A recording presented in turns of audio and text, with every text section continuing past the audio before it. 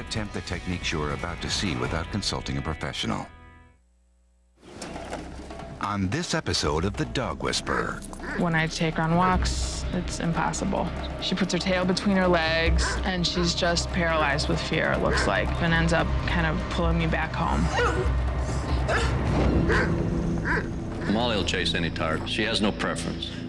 Molly is so small that if one of the tire tractors would get her, there would be nothing we could do. Eventually, she's going to get hit, and it will kill her. She gets very, very anxious whenever I go out to the garage and work with my air compressor. She just tears out for the furthest part of the property so that she can hide. It's like a panic attack. When good dogs go bad, there's one man who's their best friend. Cesar Millan.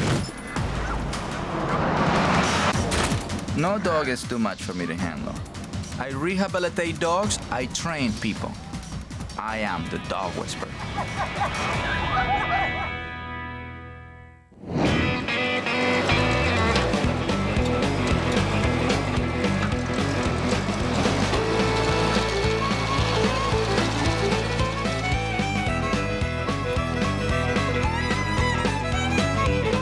Growing up on a farm was the best experience in the world. I didn't recommend it to anyone. It was so different than what I see nowadays. When I was old enough to walk, I was out trying to help. I mean, always trying to do something. I was always with the animals. I grew up in the cow lot. That's just the way it was. I ran around barefoot. I got to the city and they said, "You have to wear shoes." And I said, "What?" 3 generations of Eggers have farmed this land, and always there's been a working farm dog by their sides. Molly's first and foremost duty is to be my dad's working companion and help us work the cattle. Because cattle is a big job. You can't do it by yourself a lot. You have to have that dog to help you go around, whatever. She does a very good job at that. We're really happy with her doing that. Blue heelers are bred to work livestock. That's what they are. They're a livestock dog. And, you know, that's their top priority. You know, I've had her kicked before by a cow and roll her 10, 15 feet. And she gets up and she's right there again. She will not back off. There's a strict division between a working dog and a pet. Molly has completely combined those roles. We just fell in love with her. She's more than just a working dog to us.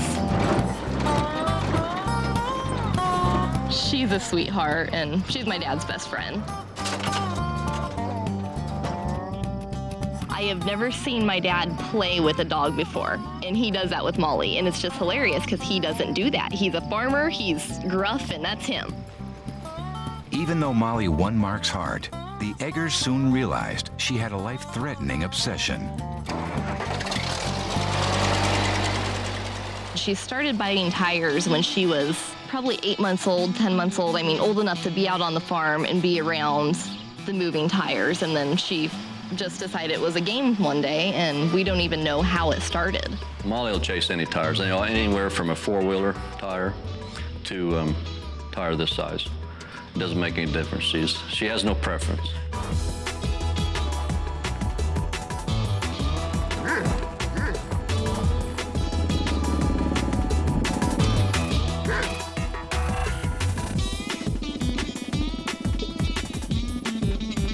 She's been run over 3 times, and she's a 1.5 years old. Most dogs, if they get hurt one time, they'll back off and learn from it. For some reason, she's got to draw at the tires that she wants more. Her first initial hit, she bit the tire and couldn't release her teeth, and so she got flopped with the tire. And then she got hit again, and her teeth got pushed up through the roof of her mouth. Then she got hit a 3rd time and lost her eye because the pressure of it popped her eye right out of her socket. Molly is so small that if one of the tire tractors would get her, there would be nothing we could do. And eventually, she's going to get hit if we don't stop this, and it will kill her. And that's not something that we want to handle. She's part of our family. We just don't want her to die. Dog behavior expert Cesar Millan drives 160 miles outside of Omaha to visit the Eggers, only to find himself in familiar surroundings. So here we are in Ruskin, Nebraska. You know, we're surrounded by cows, we have pigs, frogs, everything. I mean, it feels at home. Now I can totally say I feel at home. Caesar grew up on a working farm in Mexico, but City Dog Daddy isn't used to the country lifestyle. He's a city boy. You're a city boy, Daddy. Thanks for having me on your farm. How can I help you? Well, we got a dog that bites tires. Any kind of tire. Any kind of tire, moving or stationary. A lot of farm dogs bite tires and chase cars and stuff, but a lot of times if they get rolled over or nicked a little bit, they'll learn. But I agree. Molly seems to not learn, so she's down to one eye. Whoa. And this cars belong to you guys or cars belong to neighbors? No, this is my pickup. She's either riding in the back of my pickup or she'll run beside me or ahead of me in my pickup when I'm doing chores or just around the place here. And all 3 times it happened right here in the place. Have you ever disciplined her? Yeah. You know, we stopped and got after her. Usually it's just her and me. Yeah. You know, doing chores. And if I'm in the pickup, it's hard for me because she's just... That's right. She's going around and she might be back here and I'm looking here. I mean, she's quick. Yeah. And she'll just come around and she'll nip all 4 tires. Well, how far are you going in the discipline part? Like when you tell Molly, stop Molly, what do you do? Right. We tried an e-collar on her, and that worked for a little bit, but it was too big. And like, if I'm standing outside and I see her do it, I'll say, Molly, no. And that she'll stop right away. And if you're looking at her, she won't do it. She knows it's wrong. She knows she's not supposed to do it, but if you're not looking, she's on the tire. Right. So when you're by yourself, it'll be really hard for her to feel that you're looking at her. Right. Yeah. Or I'll be in the tractor and she'll be biting the side of the tractor tire, but you know, I can't see that from where I'm at. We're in a position where a dog can actually get killed by their own cars. So we can't play around. Timing is very important, and we gotta come out with the right strategy so we can save Molly's life. Have you tried anything else besides e-collar? No. Just the scolding. With a case this serious, I really felt that the only suitable option was the electronic collar or the e-collar. All right, well, I have another e-collar. Maybe you want to try I think the collar part is probably, you know. Yeah, because you don't have to get out of the truck. Like a normal dogs stay away from things that move, you know? I know a lot of people have dogs like that, but I've never had a dog bite tires and chase cars. Yeah, that's 2 different things. You know, one, they just chase. Yeah. They don't bite. Yeah. This is a very extreme case scenario, you know? Molly is the typical working dog for a farm. So Molly will be miserable if you put her away or if you tie her down. Using the tool that we are going to use, maintain the freedom that she expects from us. So we really have no choice. We have to come out with a tool that can help to keep her alive. This is a very good remote control collar or e-collar. This is how a receiver looked like. As you see, it's just like a normal collar that has a little box here. Well, it's the same concept as when you put a collar on a dog, you know? It can't be too tight, it can't be too loose. In this case, these 2 prongs have to touch the skin of a dog to get the sensation the dog needs to receive from whatever case you're working on. Let's pretend my hand on my arm is the neck of a dog, and I just want to show you how it's supposed to look like. Not too loose, not too tight. But these prongs have to touch the skin of a dog. It's very important, otherwise this will not work. So now let me show you how the transmitter works, okay? This transmitter I like because it has 3 different settings. Nick, which lasts 1 second, and continuous, which is a continuous, you know, sensation. And then the one I love is the pager part. It's like a vibration. Show you. Vibration works this way. It just vibrates. It feels like a pager or a phone that is on vibration mode. With the Nick button, what you're gonna see is a little bit more movement, and it only lasted a second or less than a second. This dial helps us to control the intensity of the stimulation. 0, 20, 40. So think 20 and 40 as low, and 40 to 80 as medium, and 80 down, 80 to 100 as high. The most important thing about electronic collars is that you consult with a professional so you know how to use it properly. Caesar explains the safe and proper use of a correctly sized e-collar to Mark and Leisha. Right now she's in a comfortable state, you know, she's relaxed, and this is a good time for us to put any tool, especially because we don't have any food. You know, so the affection becomes like the reward. Right. Yeah, there we go. Good girl, Molly. That's right. So we want her to associate the tool with something positive, something that she enjoys, and affection and massages she would definitely enjoy. We don't want to use the tool right away. You know, we want her to wear it and feel comfortable about it. And then eventually, once we're ready to do whatever we need to do, and then we press the button. But by that time, we're not going to be related to it. Right. We want her to know that there's the tractor, is the tires. So I feel that this is the only tool we can use because once you are inside the tractor, you can't come out every single time. Right. So it's best if we press a button and just make her stay away from, you know, from the area that is going to eventually hurt her. Do you have any questions for me, sir? No, I understand everything. Yeah, I think you understand. Sounds like the way to go. Molly's first test is on Mark's pickup truck. As soon as she gets fixated, start looking at the car or the movement, let's go right here so we can have a better, clear shot. After I evaluated Molly, I felt that the right percentage was gonna be 40 using the Nick button. Be ready. Right there. There you go. Oh, right there we got it. Now she's following, that's Yes, good. following is good. Good. Yeah. See, we don't want the dog to stay away from the car. We want the dog to follow. That's what they want. They want the dog or even follow the truck or stay away from the truck. Those two will be ideal. But going around, that's very dangerous. Especially when she gets too close to the tire, her head can get run over by the car. Nice, that's nice. That just lets you know that the intensity you use, it didn't create a traumatic experience. It just make the dog stay away from the target. Right. That's it. Good. You gotta see it as you're saving her life. They can't make a mistake if they want to keep Molly alive. Next, Caesar and Leisha correct Molly around the treacherous wheels of the tractor. Once I saw that Molly was looking at the tire, I pressed the Nick button at the intensity of 40. Right there. There we go. That's what we want. Normally she moves forward. This time she moves away. Okay. That means the tool works. So this is what happens. When I gave the correction is when she started going this way. Look. You ready to attack? Right here. Wham! So that was a good response from her. It was great. See, our timing was good. Right. The timing is the key. Yeah. So she was fine. She was roaming around. We're not telling her not to do that. We're just telling her not to, you know, focus on the And go for the tractor. tire. Let's go drive it. Oh, let's go drive her. You want to drive my combine? That's the big sucker over That's the big sucker.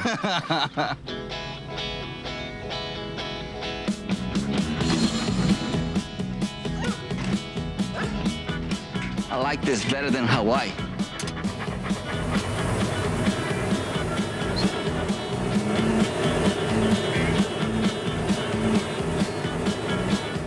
Molly is a young dog, and she's learning fast. After only 2 corrections with the collar, she's already avoiding the temptation of the tires.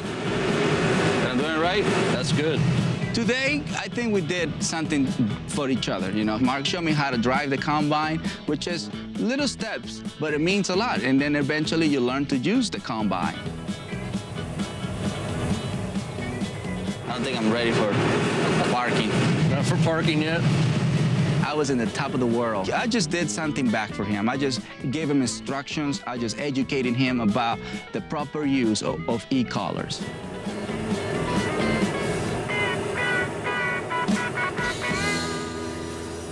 Well, thank you so much. I'm Yeah, that's so pretty much it, huh? working. Appreciate it. Well, thanks for letting me drive your car.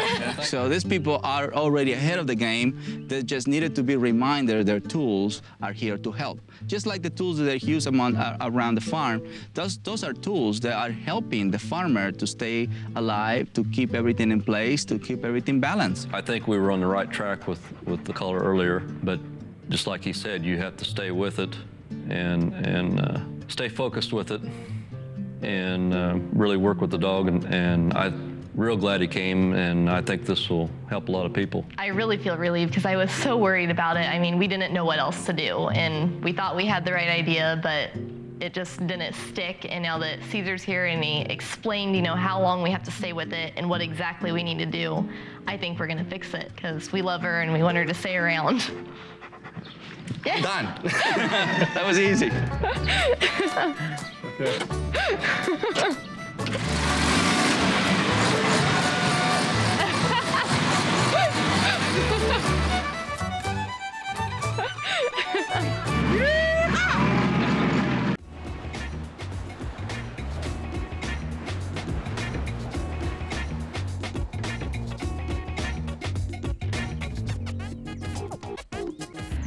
I I wanted a dog, and I went once to a place which gets dogs from the dog pound and brings them into the community. I was with my brother, and I looked in, I didn't see the dog I wanted. And my brother said, "Look at this dog." And I said, "Yeah, she's cute, but not what I want." And right away, the people from the place came over, and they're like, "Well, do you want to take her out?" And I said, "No, it's not what I want." He said, "Yes, yes." So we took her out of the cage, and I knew it was my dog at that point.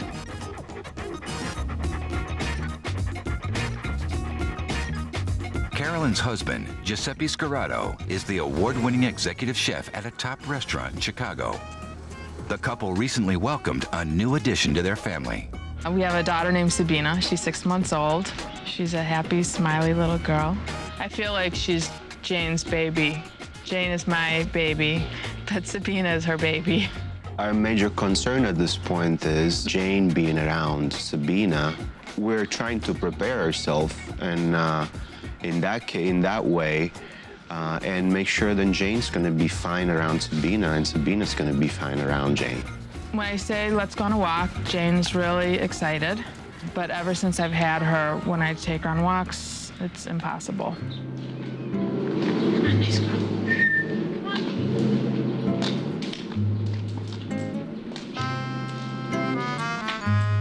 When Jane doesn't want to go somewhere, she puts her tail between her legs, and she's just paralyzed with fear, it looks like.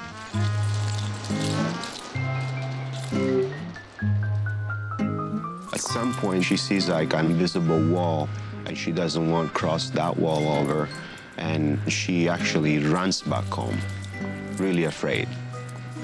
Depending on how much traffic is in the alley or how windy the day it is, we can usually get, on a good day, we can get about halfway down the alley. But if there are people passing by, or if it's windy and there's like paper bags or plastic bags blowing around, then we can maybe get 1 or 2 doors down. And then she sits down and can't get home fast enough and ends up kind of pulling me back home. I go on walks all the time, and I have to leave her behind, and it just feels so wrong. Caesar traveled to the Windy City to help Carolyn and Giuseppe with this unusual case. Okay, so how can I help you guys? I'll start. We have a dog named Jane. She's a really sweet, really smart, good dog, but she's afraid to go on walks. I can get her a few doors down the alley, and then she turns around and goes home. And I went to dog school with her, and I dropped out because everything was about walking her, and I didn't get anywhere with that. And then I went back, and I'm a dog school dropout. 2 times? Yeah. What do you think makes her fearful?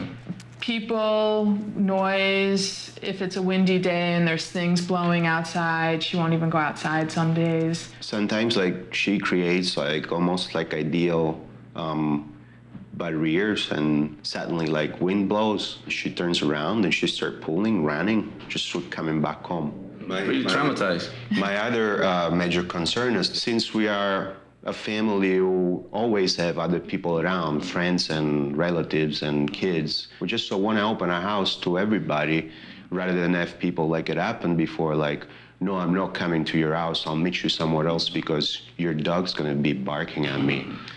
The most important part that we have to focus right now is just help her to jump over that obstacle that she's been living for the past 6 years, you know. Once you remove that, all this build-up energy goes away. Then she's going to deal with humans and wind and cars in a different way. Yeah, well, she pretty much hangs out in the living room and just barks all day long.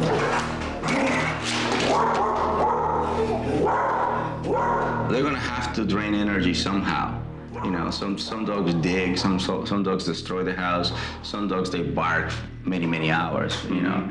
Either or are not normal. But still, again, this abnormal behavior comes from her not being able to be a normal dog. We live like 3 blocks away from the lake, and here in Chicago, the lake is, during summertime, is the best place you can be, entertain yourself, exercise, and I would love to take her out with me every time I go on a walk and just like let her experience all the stuff dogs usually do. The thing is, dogs, sheep herding dogs or cattle dogs are not really for the city. right? Yeah. So if you don't want this genetics to control the brain or to influence the brain, keep the dog tired. Instead of doing sheeperding, now she becomes the nanny. No, I feel comfortable with her with the baby. It's like she thinks it's her baby too. That's what I feel like. But don't let her believe that's her baby. Okay. That's when they become too protective. I mean, she's the nanny, not her baby. Right. It's a difference. It's a line right there. Yeah, she's your helper, not her baby. Because they can definitely embrace that part. Especially if she never had puppies in her whole life. Right. They can make a cat, a baby, a pig, anything become their baby and protect them just like it. So just create that, the line. This is as far as you can help me. Yeah. Okay. The hardest part is not to rehabilitate the dog. The hardest part is to help a human to stay in a calm, assertive state instead of choosing to be nervous. Because nervousness just makes you weak. So then they sense that you're not in an assertive state, so they have to control situation. That's what I say. What energy are you being? That's very important to talk about. Who am I right now as energy? Nervous, excitement, fear, tension, because that's really what they pick up from you. Animals totally know who you are. So When they begin working with Jane in the kitchen, Caesar asks a crew member to knock at the front door.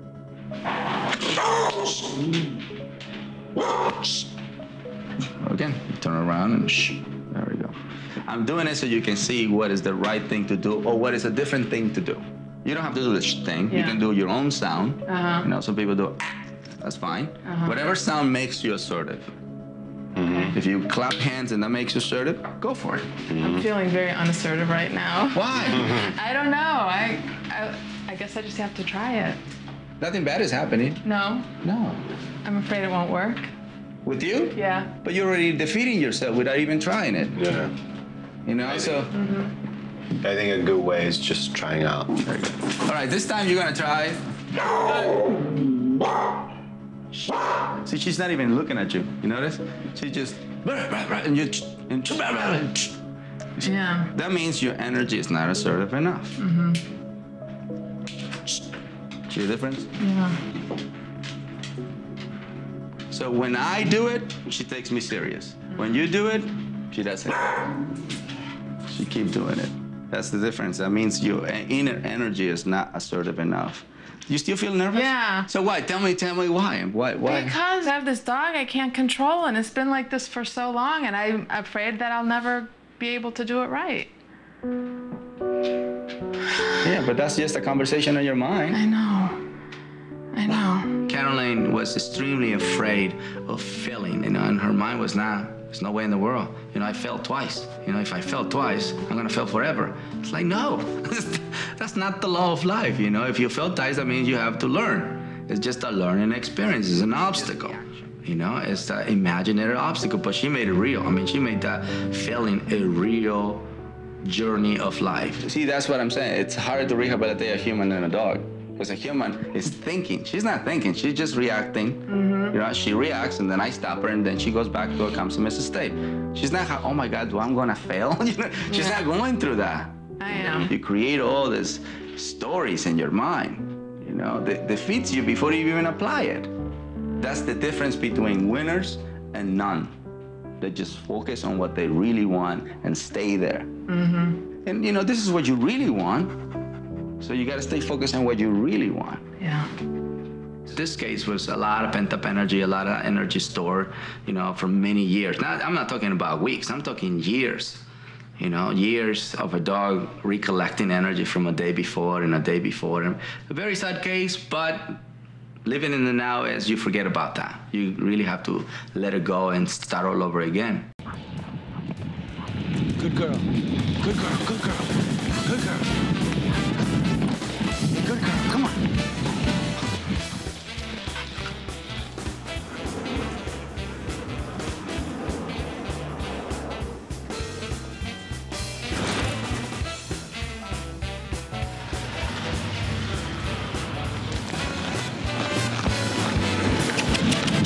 Good girl, good girl. That's a good girl. Good girl.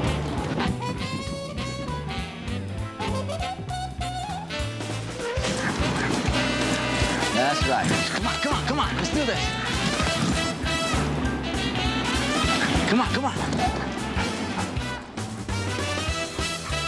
after we removed that invisible barrier, that dog was in heaven. She was just floating. She was just doing her thing. She was just It's amazing. being a dog. All right, now we can go for a walk. Good. Awesome. The traumatic case of Jane and the combination of the fear and pessimism coming from Caroline would intensify the behavior. That's when Daddy came into the picture. You know, I felt that if I give her a little bit more challenge, if I put a little bit more pressure, and if I force her to face fear, I mean, the only way you can get rid of fear is if you face fear. Just do it. From that point, when she met Daddy, Daddy changed the whole energy in her, because once you touch an object on the other side of your arm, your brain automatically shares energy to that side. So instead of projecting all the energy on one side, she was projecting 50% of her energy on Daddy's side, which that allows her to be calm, and then 50% of the energy on Jane's side. So and then eventually, she gave it up. She wasn't thinking anymore. She was just being. There we go. Come on, come on. Don't think about it. That's right. Then relax the tension once she moves. This is typical. This is the magical thing that happens in this alley that has not been removed from you yet. But look, she's still walking. That's right. Because you're still moving forward. It's not her, it's you. I want you to focus this. You are making this happen. It's not her. She just this is what I normally do here. But now that you are being a different person, I actually move forward, and my fear is no longer controlling me. That's right. I like that too. It's a relief. Do you remember that I told you you're gonna have this relief? That's right. When we first started walking, I absolutely feel that I had a wall around me. Not one that I knew about, and it turns out it wasn't a very hard wall to crumble. But when we started walking in the alley, I felt a sigh of relief. I just took 2 or 3 big sighs. That felt so good because this was gone. It was gone within an instant, but it was a very solid wall up until then. Caroline definitely got the best out of this. I feel good, you know, I free somebody today. I help somebody to get free, you know? And of course, we use the dog to accomplish this. Now we got the start of the show. She's so in the moment, look at that. We can learn so much from babies and, you know, and dogs. They're in the moment. They just live in the moment. Finally, Giuseppe and Carolyn learn the proper way to walk Jane with Sabrina's stroller, in a manner that helps establish the baby as another pack leader in the family. I just feel then a big brother came over and helped me out with some of the problems, and I always had with my dog. There we go. He's good. Yeah. This is the magic. This is, to me, dog whispering. You know, this is what dog whispering means to me. That you are able to make this dog come into a balanced state of mind and make it happen right there, that day. That lesson that Caesar taught me about being in the moment has implications for every area of my life, about the stories that we make in our brain. That was just really powerful. I mean, they say that you can't teach an old dog new tricks, and I really thought with Jane it was hopeless, and it happened. I mean, I see it on the TV show all the time, and I believe it, but I didn't think it would happen with my dog, and it really happened right away.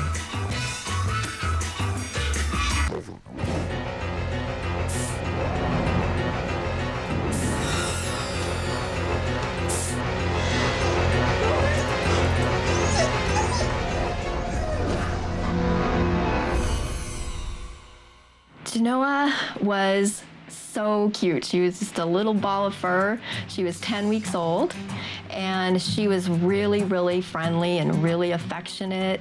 And she was different than the other dogs I've had in the way of being affectionate, and so I just really fell in love with her.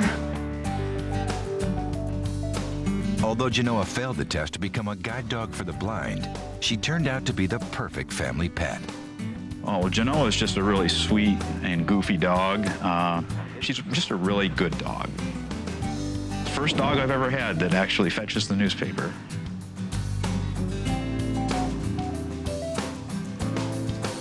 Genoa is very obedient when it comes to normal, everyday life. No, close it. Good girl. But she gets very, very anxious whenever I go out to the garage and work with my air compressor. She just tears out for the furthest part of the property so that she can hide.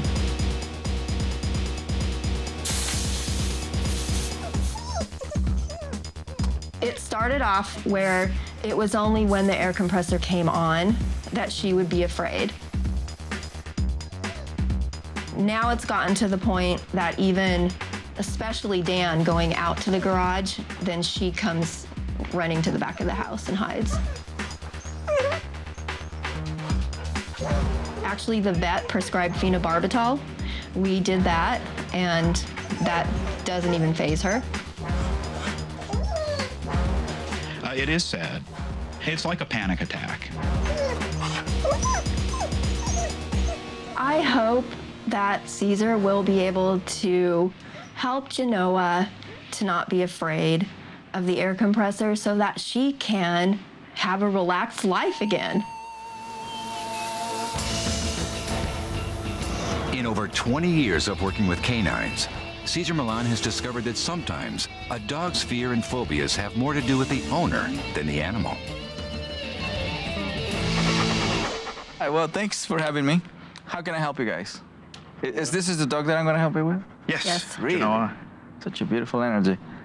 I was surprised because most of the time I'm working with aggressive dogs, and I feel the energy of aggression, and this dog pretty much was just floating around, you know, not even walking, floating around like an angel. Well, Genoa has a problem with anxiety when I turn on the air compressor in the garage, of all things. There must be something about the noise. And we've tried, you know, all kinds of different things to try and keep her from getting out of control. I mean, but she won't listen. She's obviously in a very energetic state at that point, Yes. and she doesn't respond to anything at that point. Because it's not just when the air compressor's on anymore now. It's that she understands that when he goes out to the garage, it might go on. So now every time he goes out to the garage, which is a lot, especially on the weekends, It's a lot. it's a lot, then she doesn't really start whining and crying unless it goes on, but she hides the whole time while he's out in the garage. What about, do you guys work together in the garage? Or just his kingdom? If She visits. She visits. Did she visit or join? No, she visits. Just visit. And she's in and out because the laundry's out there. Oh, sure. And she does the laundry. And you like the garage? do I like the garage? Yeah. I don't get a thrill out of the garage, Yeah. but it's okay. Yeah. It's just, it's a boring place, kind of. Yeah. He loves the garage. Give me a break. Dan is really meticulous with his cars. I mean, the garage is good as far as what he does. You see where I'm coming from? Yeah, I do, because you're saying that if I go out in the garage and I'm kind of having not that great of an attitude about the garage, then because, yeah, when he's in the garage, she looks to me for everything. So, yeah, I get your connection. Yeah. Yeah. It's that simple. So I have to start liking the garage more? This is your house. You should. Okay. I'm sorry, this is good. I mean, it really goes back to energy, you know? So if a dog spends a lot of time with a certain human being, and that human being doesn't like certain area, the dog learns not to like that area. Yeah. You know what I just thought of that's kind of interesting? Sometimes, if it's especially in the evening, when he's been gone all day and I'm not getting any attention, but his bike is, then I'm a little jealous of the garage. So there I got that from the moment I was... Yeah, I have gone out there and gotten mad, and I said, couldn't you have told me you were going to turn the air compressor on before you did it? Yeah. And it's really not the air compressor. It's really what you said, you know, the jealous. Really? See, they're very, like, honest. I can't take it anymore. You know what I And mean? it's not that she can't take the psst sound. No. Shoot. But does it make sense? If it Yes. doesn't make sense, Oh, it makes total No, sense. it does. Caesar whips up an appetizing plan to help Genoa conquer her fear. dogs are nose-oriented. Everything they do is based on their nose. I wanted to invite the nose to come to the garage. That's pretty good. All right, so let's move towards the garage. Okay. That means I'm inviting the brain to come through their scent. So this way, there was no hesitation when I invite her into the garage. There you go. So I used the leash to block the possibility of running away. So it was not going to be an option. There you go. There we go. So what is your feeling right now? What was going through my mind is that probably won't be enough to distract her from that. Mm-hmm.